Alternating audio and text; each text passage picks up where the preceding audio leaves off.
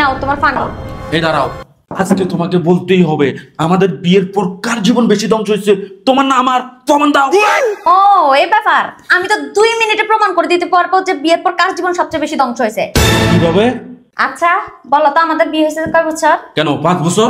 তাহলে বলো তো আমাদের বিবাহ বার্ষিকী কবে?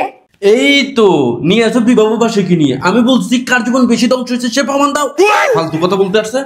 এই তো এই ভিডিওটা যতগুলো আপু দেখতেছে সবাই তাদের বিবাহ বার্ষিকী বলতে পারবে, কিন্তু তোমরা ছেলেরা কিন্তু পারবা না। এটা এই থেকেই প্রমাণ হয় বিয়ের পরে মেয়েদের জীবনই ধ্বংস হয়। ছেলেরা তো এটার খোঁজ খবরই জানে না।